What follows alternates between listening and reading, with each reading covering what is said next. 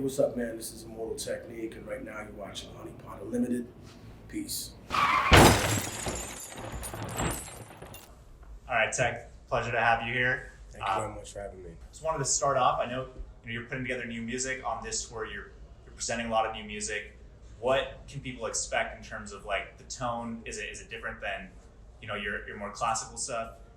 Well, it's definitely the continuation of the albums that I put out, but in general, yeah, it has that kind of feel that the Volume 2 record had, that the Martyr had. I'm not saying the Third World didn't, is that the Third World was a project that was put together by a bunch of stuff that we originally thought was going to be on the Martyr, and then was going to be on Volume 3, but so many things were shifted. At that particular time, I was dealing with a distributor that I was not happy with. Then I moved to another one, and there were some complications there. But as I've always been in control of my career, I own the masters, the publishing, and the sync license. And when you have the triple threat, you can pretty much go where you want to go. And if you feel unhappy, or if you don't feel appreciated, or if there's just any discrepancy, you know what I mean? Like, I encourage people to do the same thing in their lives. If you're not happy where you are and you don't think that the situation is fixable, why would you torture yourself? You know what I mean? Torture yourself with something that you don't fit in. So for me, it was just a question of realigning things to make sure that they came out right. But now I'm very happy with what we've come up with. And, I feel pleased that it took a long time because it had to be refined down perfectly. I'm not an ambulance chaser, so I don't just rap about any old topic that comes up. But I do want to have them in context so that people understand that it hasn't been lost on me. During the Bush administration, it seemed like there were a lot of people that were very anxious to hear a message like that. And then during the Obama administration, when the criticism stopped being about neoconservative and then leaned to a more neoliberal angle that still had an imperialistic agenda, and how the Obama administration pretty much finished up the Bush Doctrine or completed the process of knocking over countries that were, less than favorable to wanting the United States to have hegemonic control over the region. It seemed like that wasn't a message that was very popular. So I continued to make records like that. Like the Martyr was an entire pushback against Wall Street and kind of that whole neoliberal angle of this illusion about how capitalism and just having money or more money makes the argument right. And it was difficult because at that time, there were people that were willing to listen, but at the same time, I found a lot of my friends that were on the quote unquote left really didn't want to have that conversation. And they were just like, it was funny because I used to be on my social media, I used to be followed by a gang of progressive senators and Congress people. And I guess they felt the heat. They was just like, he's on here talking about some really serious things and about how these drone strikes are just the same as when you imagine or you talk so much about black cops or white cops or any color cop now going into the black community or Latino community and having a different strategy of policing rather than protecting. It's, investigating not just regular crimes, but harassment and vigilance rather than protecting and serving. And I think that when you look at what we've done overseas, we fit that same protocol, that same sort of angle. So if you show me pictures of Mike Brown and Trayvon Martin and all these people that were killed by police, Akai Gurley, all these individuals, Tamir Rice, and, I would say to my friends that were on this corporate left venture, I would say to them, well, you know what the sad part is, brother, is that I have pictures of little black and brown kids too, and they were blown up in East Africa or in the Middle East or in Afghanistan, or their bodies were destroyed on a beach in Gaza. And there's no reference to any of this within the lexicon of your political narrative, which is your mistake, right? You do the same thing that you accuse the Trump supporters now of doing, which is overlook the vast amount of corruption and the inhumanity of what's going on just because you seek to have that political power and the political profile. So, when it comes to dealing with the administration now, I laugh when people are like, oh, he's correct to leave here and there. And I say, listen, The president is a broken clock, and a broken clock is right twice a day. But you would be a fool to set your watch to it. And this is unfortunately what people have done. They've worshipped a golden calf who's a fake Christian, and they were willing to overlook the war crimes of a person just because they fit a different racial demographic. And it reminds me of an old poem about a woodcutter who comes into a forest, and the trees are like, oh my God, the woodcutter's coming. And he had a big axe. And the trees all of a sudden, some of them, the more young and naive ones, said, don't worry, the handle is one of us. Wow. I wanted to get into a little more of like a superficial music type stuff, but Sure. after that intro, I kind of just want to dig into like the deeper kind of political, happenings in the world right now.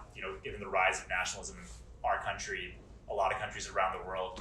How do you feel about that? Is that just the pendulum swinging, or is that kind of the new normal that we can expect after globalization has kind of changed everyone's worldview?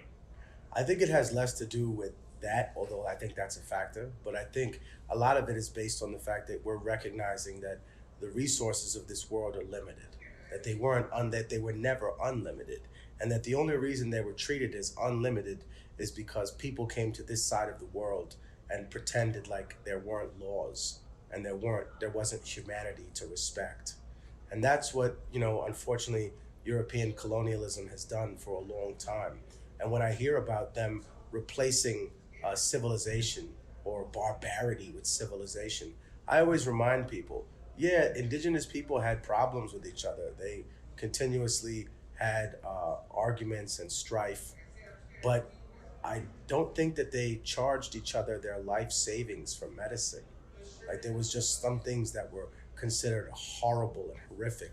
Chattel slavery, I think that people haven't explored what that really means.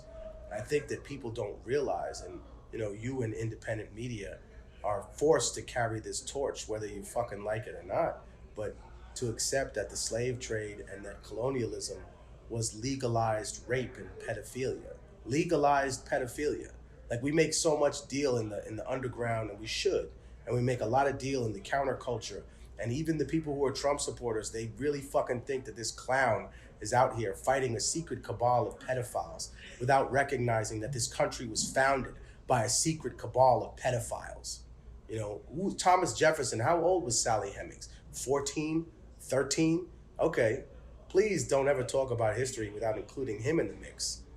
And that's when I always laugh at these people, because they don't realize what they supported.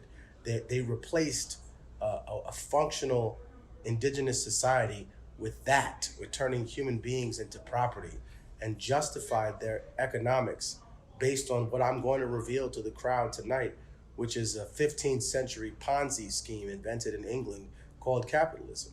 And, it's disgusting that your audience here has sold themselves so fucking short, and they become so palatable to a series of lies that they believe that they're stupid. And when I say this, I'm going to have some people wrinkle their nose, especially the fucking pseudo-intellects and the smart people that don't know a fucking thing. But we've gone through how many, different types of iPhones in the past 10 years, and you think that the best economic system that they could feed you fucking people is that? You think that's it? No changes? The best change that you've come up with, the most significant change, is Bretton Woods, which eliminated our currency from being backed by silver or gold, and then a series of bailouts, which essentially created what the right-wing freak shows are all screaming about: socialism, socialism. Yeah, socialism for corporations and harsh capitalism for the rest of us. So I think that what's happening now in terms of nationalism is just people realizing that the water is rising and that their island needs to stock up on as much as they can. And I think that that's always been true. When capitalists got together and democratic forces of the West, their discussion in entering a country and pushing their kind of authoritative agenda was never about creating freedom. It was about being able to have access to those resources. And similarly, when you talk about Soviet-style communism, Chinese communism, less, but more so Soviet-style communism, You're talking about a group of people who didn't go into Afghanistan and didn't go into Bulgaria and Romania and, preach the gospel of Marx and Lenin. No, they were there to be able to take advantage of those natural resources. They just fucked up going into the wrong country where Alexander the Great was defeated and the British were destroyed 3 times, and they learned a very hard lesson, and they probably blame the Americans for being part of that as well. But I think that kind of tit for tat has now played itself onto a much broader national stage. And what I mean by that is that it's not just a Cold War between two entities, but now we've discovered that all countries have their slight Cold War that has been going on for some hundreds and some thousands of years. When I talk to my friends from India and Pakistan, they'll tell me this is horrible, but this has been going on for a long time. When I talk to my friends who are from Afghanistan, who live near the border or have family near there, they'll say, yeah, that's the way China has traditionally treated ethnic minorities that are Muslim, and it's not a new thing. And when you look at what happens in terms of our society and how we treat Native American people so horribly, now we treat Native American people just as horribly. They just happen to be Native American people that speak Spanish. And when they run away from a situation that we caused by exacerbating selling surplus goods from the wars that didn't work out so well from the Pentagon to the highest bidder, a la the Fast and Furious program under Obama, and then, of course, the blank check given to weapons companies. You created a horrible situation that these people are running away from. And now when they came to you, you did the most unchristian thing, proving that your faith lives in a vacuum. And you put their children in cages and snatched screaming children out of a mother's arms while they were breastfeeding. And all you $2 contrarian, centrist, respectability, politics people, spineless liberals, you know what I mean? That's what they did. They shrugged their fucking shoulders and they said, hey, I guess that's just the way it is. And that was a very disappointing thing to see, because I don't think that they realize, especially the friends that I've amassed that are on the kind of wavelength of trying to see beyond the duopoly. I said, don't you realize that they've tested the system on the people with the least amount of political representation? And you took the bait. You believed whatever lie they told you about how it was set up to do it this way. You're no better than those people who you laugh at on the other side of the aisle that you make a caricature of. As a matter of fact, you're the shining example of a mirror image of them. Wow. Okay.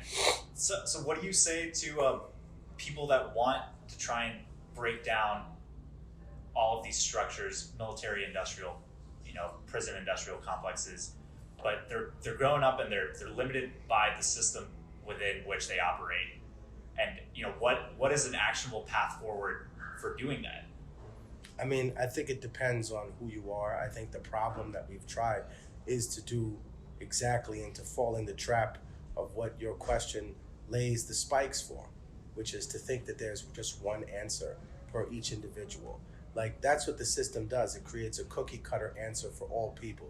One facial recognition type of software, but it doesn't work on people of color. It only works on white people, so it's not effective. Or, let's create this system and throw everybody through this cookie grinder to make sure that it stamps out the way it does. I think it obviously depends on what your financial situation is. I think the fact that we're even having this conversation proves that philosophy is a sport of the rich, and that we're sitting here we have the luxury of being able to debate and understand these things, but there are other people that are kept ignorant purposefully for the reason that I just mentioned, so that they don't do anything about it.